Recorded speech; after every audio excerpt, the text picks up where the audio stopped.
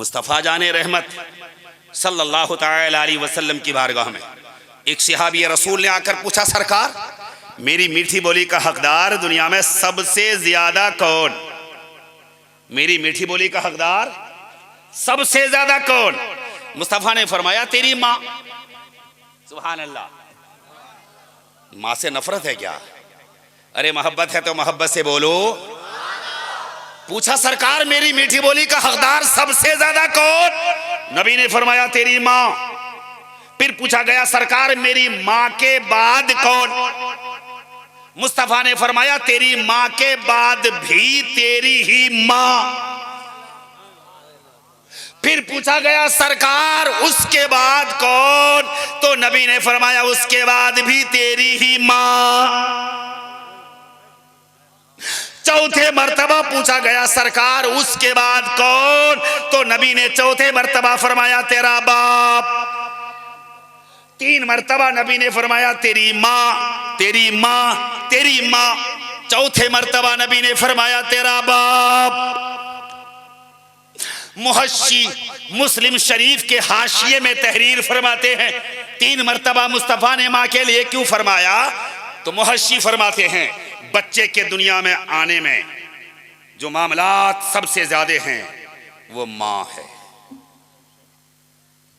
उसमें बाप का कोई हिस्सा नहीं। जैसे 9 महीने तक अपने शिकम के अंदर अपने लख्ते जिगर को रखकर तमाम काम काज करती भी है, थकती भी नहीं है, उसमें भी बाप का कोई हिस्सा नहीं है। अपने बच्चे की पैदाइश की तकलीफ को तने तनहा झेलने वाली हमारी माँ, उसमें भी बाप का कोई हिस्सा नहीं। खूने जिगर को दूध की शक्ल में उतारकर अपने लख्ते जिगर के हलक में डालकर उसकी जिंदगी को परवान चढ़ाने वाली हमारी माँ ही है, उसमें भी बाप का कोई हिस्सा नहीं है। जब तक बेटा ना खा ले माँ नहीं खाती, बेटा ना पी ले माँ नहीं पीती, बेटा ना सो जाए माँ नहीं सोती, बेटा ना सो जाए माँ नहीं सोती, बेटा ना हंसे माँ नहीं हंसती। झाड़ू के अय्याम में बेटा एक तरफ पेशाब कर दे, उठाकर दूसरी तरफ लेटाने वाली, अरे मोहब्बत से बोलो। बेटा झाड़ू में पेशाब कर दे, इधर से उठाकर उधर को लेटाने वाली, इधर भी पेशाब कर ले, खुद पेशाब में सोने वाली, खुद पेशाब में सोकर अपने लख्ते जिगर को सीने के ऊपर सुलाने वाली।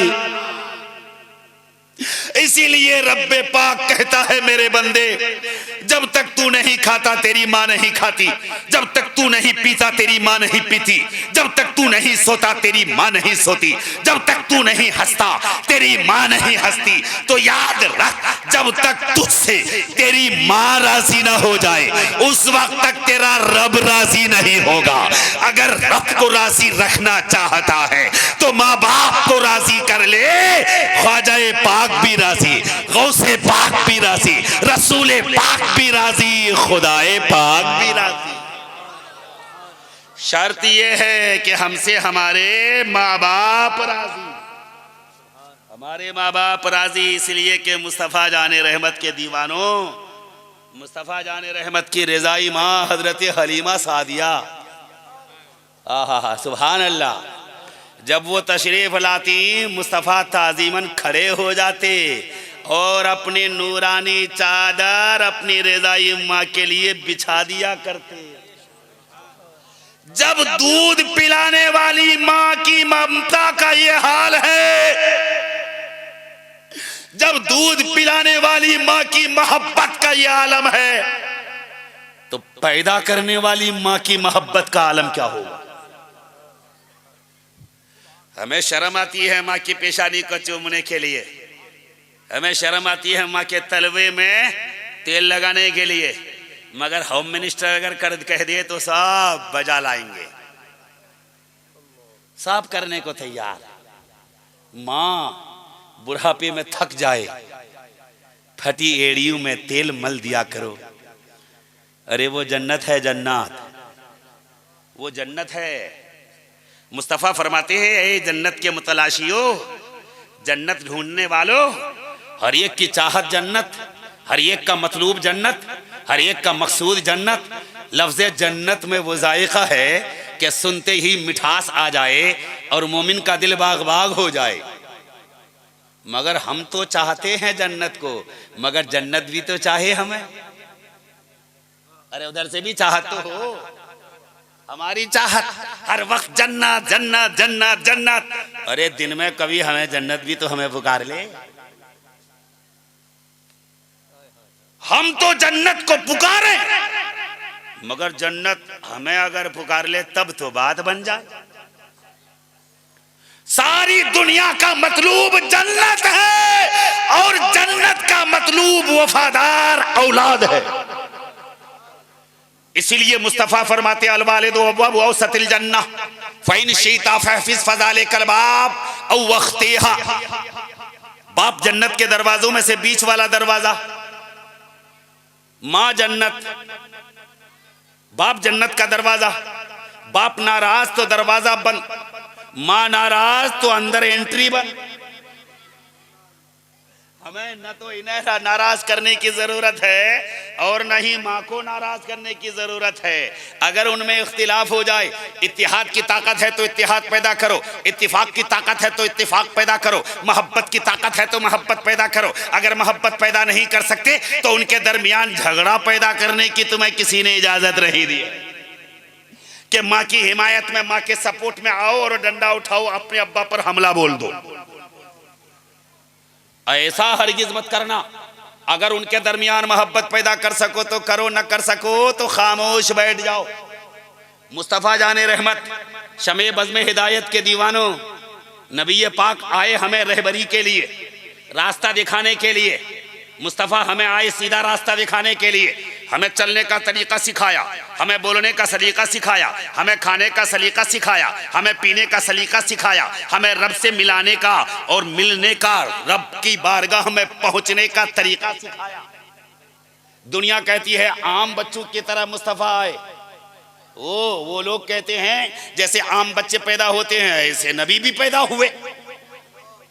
मैं कहता हूं नादान, हमारी तुम्हारी तरह, हमारे तुम्हारे बच्चों की तरह नबी पैदा नहीं हुए।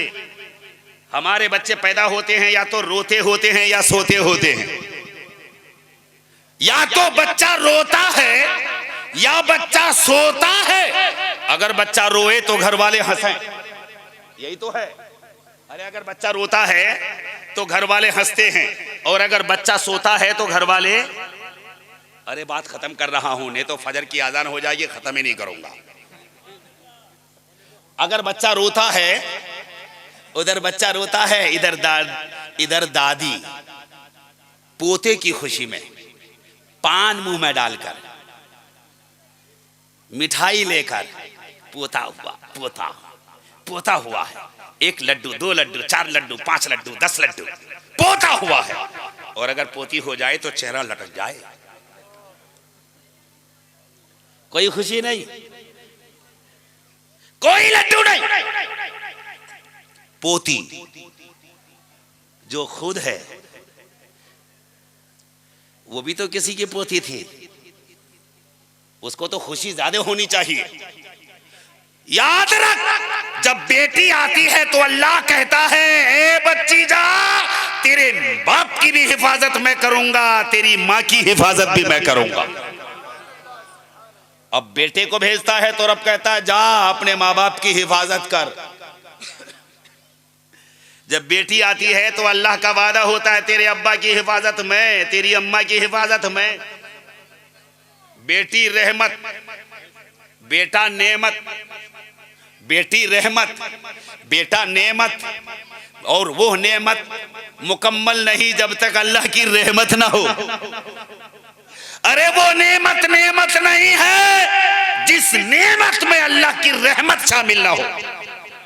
तो बेटियां आने पर मुंह मत लटका लिया करो, बेटियां मिलने पर चेहरे को मत झुका लिया करो, बेटियां मिलने पर अपने आप को गमजदा मत किया करो, बल्कि चेहरे को बुलंद कर लिया करो कि रब ने मुझे बेटी से नवाजा है।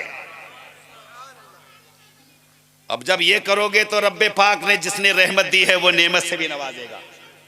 मुस्तफ़ा जाने रहमत ना तो रोते आए ना सोते आए, ना रोते आए ना रुलाते आए, बल्कि हम गुनहगारों को हंसाते आए। इसलिए कि मुस्तफ़ा आए तो रब ने पूरी कायनात की बेटियों को रोक दिया। ए बेटियों रुक जाओ, मेरा महबूब जा रहा है। तो क्या अल्लाह को बेटियों से मोहब्बत नहीं? हाँ, अल्लाह को बेटियों से मोहब्बत है, मगर वो दौर ऐसा था जिस दौर में बेटियों का गला घोंटा जा रहा था। वो दौर ऐसा था जिस दौर में बेटियां मारी जा रही थी। वो दौर ऐसा था जिस दौर में बेटियां कत्ल की जा रही थी। वो दौर ऐसा था जिस दौर में बेटियां दरगोर की जा रही थी। वो दौर ऐसा था जिस दौर में बेटियां दफनाई जा रही थी। वो दौर ऐसा था जिस घर में बेटी पैदा होती थी वो घर वाले गमज़दा हो जाते थे। रब्बे पाक को ये गवारा, मेरा महबूब तो रहमत बनकर जा रहा है। सारी दुनिया को खुशी मनानी है, किसी घर को गमज़दा नहीं होना है। मेरे महबूब के आने का साल है, कोई रोएगा नहीं, कोई कत्ल नहीं किया जाएगा, कोई दरगोर नहीं किया जाएगा, किसी बेटी का गला घोटा नहीं जाएगा, कोई बेटी मारी नहीं जाएगी। इसलिए रब्बे पाक ने बेटियों को रोक दिया और तमाम आने वाले बच्चे रब्बे पाक ने सबको बेटों से नवाज दिया। सब बेटे ही बेटे आ गए, इसलिए कि सारी दुनिया मिलकर खुशी मना ले कि मुस्तफ़ा जाने रहमत का महबूब आ गया, सारी कायनात का प्यारा आ गया है, हम सब का दाता आ गया है। मुस्तफ़ा तशरीफ ले आए। और वो दौर ऐसा दौर था जो शहर की औरतें अपने बच्चों की तरबियत के लिए गांव देहात में भेजा करती थी।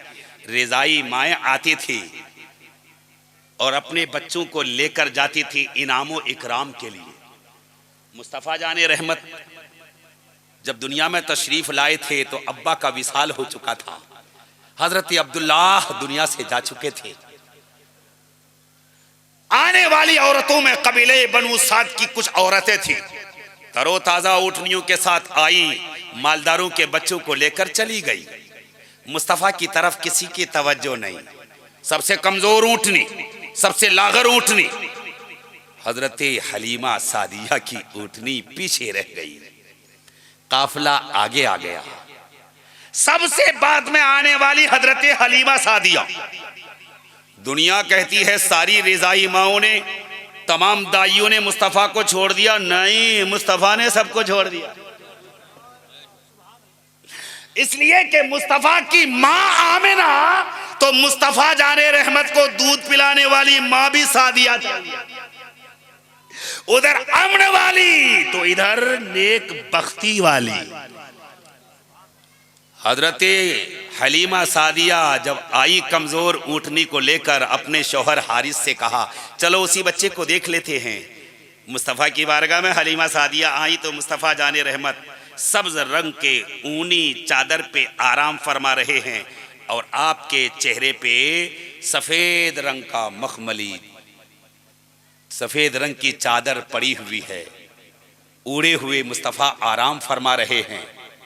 हजरत हलीमा सादिया जब आई, चेहरे से मुस्तफ़ा की चादर को हटाकर मुस्तफ़ा के चेहरे को देखा तो दिल की दुनिया बदल गई। दिल की दुनिया बदल गई। हजरत हलीमा सादिया ने दिल ही दिल में कहा, या अल्लाह, ऐसा बच्चा जिंदगी में मैंने तो कभी देखा ही नहीं। रहा नहीं गया। हलीमा सादिया ने अपने हाथ को मुस्तफ़ा जाने रहमत के सीने पे रखा। मुस्तफ़ा ने आंखों को खोला और मुस्कुरा दिया।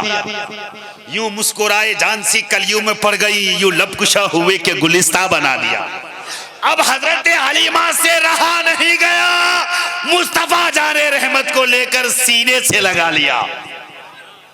हजरत हलीमा फरमाती हैं, गुर्बत की वजह से, तंगदस्ती की वजह से, मुफलसी की वजह से बाएं तरफ से मेरा दूध उतरता था जो मेरे ही बच्चे के लिए नाकाफी, दाहिने तरफ का दूध उतरता ही नहीं था। मगर मुस्तफ़ा को जो गोदी में लिया तो ऐसा लगा कि मेरे अंदर नकाहत जो थी वो दूर हो गई, वो सारी थकावट दूर हो गई।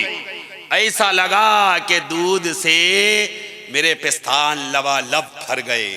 मुस्तफ़ा जाने रहमत को दाहिने तरफ का दूध पेश किया। मुस्तफ़ा ने पिया, खूब पिया। आदत के मुताबिक पलटकर दूसरी तरफ को मैंने मुस्तफा को पेश किया। दूसरी तरफ का दूध तो मुस्तफा ने चेहरे को फेर लिया। फिर मैंने पहले की तरफ किया, मुस्तफा पीने लगे। फिर बाएं तरफ को किया, चेहरे को फेर लिया। फिर दाहिने तरफ पीने लगे। मैं हैरान थी कि इधर से तो दूध उतरता भी नहीं था, जिधर का दूध उतरता उधर का दूध मुस्तफा पीते नहीं। मैं हैरान थी कि आखिर बच्चा कैसा है। मेरे ज़मीर ने फैसला किया है हलीमा, ये बच्चा कोई आम बच्चा नहीं है, ये बच्चा अदलो इंसाफ का पैकर है। ये मुझे बता रहा है, ए मेरी माँ, उधर का हिस्सा मेरे रिजाई भाई का है। मैं दुनिया में किसी का हक छीनने नहीं आया, बल्कि हक वालों को हक दिलाने के लिए आया हूं। हजरत हलीमा सादिया फरमाती हैं, मैंने कहा नकाहत की वजह से अपने शौहर से कहा, वो ऊँटनी जो लागर है जरा वहां से उसके पास जाओ और दूध निकाल कर लाओ। प्याला लेकर हारिस गई ऊँटनी के पास। क्या देखा, ऊँटनी तो तरोताजा है, तंदुरुस्त है। मेरी ऊँटनी तो लागर थी, कमजोर थी। ये ऊँटनी तो बदल तो नहीं गई। दाएं से देखा, बाएं से देखा, आगे से देखा, पीछे से देखा, समझ गए कि ऊँटनी तो मेरी ही है, मगर थी तो मेरी ऊँटनी कमजोर। मगर इस तरह तवानाई, इस तरह ताकत मेरी ऊँटनी के अंदर कहां से आ गई। मैंने दूध दोहा, पहले जो दोहा था तो दूध का कतरा भी नहीं निकलता था। अब जो मैंने दूध को निकाला तो पूरा प्याला दूध से भर गया। फिर मुस्तफ़ा को लेकर मैं चली। हलीमा फरमाती हैं, मुस्तफ़ा को लेकर चली तो जो पेड़ सूखे थे वो सब हरे भरे दिखाई दे रहे थे। जो पेड़ सूखे थे सब पत्ते वाले दिखाई दे रहे थे। रात की तारीकी में मुस्तफ़ा जाने रहमत को अपने घर पे मैं रखकर बाहर निकलती तो लोग कहा करते थे, औरतें पूछा करती थी, ए हलीमा, रात को कुछ देर के लिए चिराग को बुझा दिया करो। तंगदस्ती का दौर है, मुफलिसी का दौर है, गुर्बत का दौर है। इस कदर तेल फूकोगी तो पैसा कहां से आएगा, इतना तेल कहां से आएगा। कुछ देर के लिए चिराग को बंद कर दिया करो। गुर्बत के दौर में रात को तेल मत बहाया करो, इस कदर चिराग रोशन मत किया करो। हजरत हलीमा सादिया कहती हैं, ऐ पूछने वालियों, तुम पूछती क्या हो? रात को चिराग और मेरे घर में चिराग तुम्हें कैसे पता? वो औरतें बोली, रोशनदान के जरिए उस चिराग की रोशनी की चमक बाहर को निकला करती है, लपट बाहर को निकला करती है, इसलिए चिराग बुझा दिया करो। हजरत हलीमा सादिया कहती हैं, अरे चिराग जलाऊं तभी तो बुझाऊं। मैंने कोई चिराग जब से मुस्तफा आए हैं मैंने जलाया ही नहीं है। मुस्तफा के चेहरे की चमक ने मुझे कोई चिराग जलाने ही नहीं दिया है। मुस्तफा के चेहरे की चमक है कि मेरा घर मुनव्वर है। बाहर को बैठकर लड़कियां 8 साल के, 9 साल के, 10 साल के, 11 साल की अपने अपने भैयों को लाकर मुकाबला करवाती हैं। देखो मेरा भैया प्यारा कि तेरा भैया प्यारा, मेरा भैया अच्छा कि तेरा भैया अच्छा, मेरा भैया सोड़ा कि तेरा भैया सोड़ा। आपस में मुकाबले होते हैं, बच्चों में कंपटीशन होता है। बहनें अपने अपने भैयों को लेकर मुकाबला कराती हैं। मेरे भैये की नाक देखो, मेरे भैये के होंठ देखो, मेरे भैये के रुखसार देखो, मेरे भैये की आंखें तो देखो, मेरे भैये की पेशानी देखो, देखो मेरे भैये के अपने भैये के नाक से मिलाकर देखो, आंखों से आंख मिलाकर देखो, रुखसार से रुखसार मिलाकर देखो, पेशानी से पेशानी मिलाकर देखो। आपस में लड़कियां बहसो मुबाहिसा करती थी। मुस्तफा जाने रहमत की रिजाई बहन हजरत शीमा कहती थी, ए मेरी सहेलियों ठहरो, मैं भी तो अपने भैये को लाऊं। अरे सुभान अल्लाह, और मोहब्बत से बोलो सुभान अल्लाह। हजरत शीमा कहती हैं, ए मेरी सहेलियों ठहरो ठहरो, आपस में मुकाबला कर रही हो, ठीक है, मैं भी अपने भैये को तो लाऊं ताकि देखो तुम्हारा भैया अच्छा है कि मेरा भैया अच्छा है। मुस्तफ़ा जाने रहमत को लेने के लिए हजरत शीमा अंदर गई, मुस्तफ़ा को लिया और सीने से लगा लिया। हजरत शीमा से हलीमा सादिया ने कहा, ए शीमा, इस तेज धूप में, इस तपिश में अपने भैये को लेकर कहाँ निकल रही हो? अपनी तो परवाह नहीं करती, कम से कम अपने भैये की परवाह तो कर। इस धूप की शिद्दत, ये तेज धूप, ये सूरज की चमक कहीं तेरे रंग को भी फीका न कर दे और तेरे भैये को कहीं इस धूप की वजह से परेशानी में न डाल दे। हजरत शीमा कहती थी धूप और मेरा भैया, सूरज की तपिश और मेरे भैये का चेहरा। ए मेरी मां, जब मैं भैये को धूप की तेजी, धूप की तपिश में लेकर घर से निकलती हूं तो तुम्हें मालूम है आसमान का बादल साया करने आ जाता है, जिसकी वजह से मैं भी धूप से बच जाती हूं, मेरा भैया भी बच जाता है। सुभान अल्लाह, सुभान अल्लाह। ना मेरे भैये को धूप और ना ही मुझे धूप। मुस्तफा को लेकर उन सहेलियों के पास आई और आकर के कहा लाओ अपने अपने भैयों को, लाओ अपने अपने भैयों को, लाओ अपने भैयों के रुखसार को मेरे भैये के रुखसार से मिलाओ, अपने भैये के लबों को मेरे भैये के लबों से मिलाओ, अपने भैये के आंखों को मेरे भैये के आंखों से मिलाओ। तमाम की तमाम सहेलियां अपने अपने भैये के चेहरे पे रुपट्टे को डाल देती हैं और कहती है शीमा बस कर, तेरे भैये का जवाब हमारे भैये क्या देंगे, कायनात में इनका जवाब नहीं है, इनके हुस्न का जवाब नहीं है, इनके जमाल का जवाब नहीं है, इनके कमाल का जवाब नहीं है, इसलिए कि रब्बे पाक ने इन जैसा किसी को बनाया ही नहीं। नारे तकबीर, नारे तकबीर, जज्बा कुव्वत इस्लाम, अंजुमन इस्लाम कमेटी ने हजरत हलीमा सादिया रदी अल्लाह ताला अन्हा मुस्तफ़ा जाने रहमत शमे बज़्मे हिदायत की आमद की खुशियों के साथ साथ वो कमालात बयान करती हैं कि मेरे घर में जो बकरियां कमजोर थी, लागर थी, नहीफ थी, जो दूध नहीं देती थी, सारी बकरियां तंदुरुस्त हो गई। मुस्तफा की आमद की बरकत। और औरतें अपने अपने बच्चों को डांटा करती थी कि हलीमा की बकरियां आती हैं पेट भर के खाकर और तुम्हारी बकरियां भूखी आती हैं। अरे जहां जहां हलीमा के बेटे अपनी बकरियों को ले जाते हैं वहीं तुम भी ले जाया करो। हाँ, उन्हें क्या पता था कि मुस्तफ़ा जाने रहमत के हुस्न का जवाब नहीं, उनके कमाल का जवाब नहीं, अरे वो जिस जगह पैर रख दें उस जगह का जवाब नहीं है। मुस्तफ़ा जाने रहमत सल्लल्लाहु ताला अलैहि वसल्लम की आमद हजरत आमिना के घर में हमारी तुम्हारी तरह नहीं बल्कि बेमिसाल, लाजवाब, कमाल वाले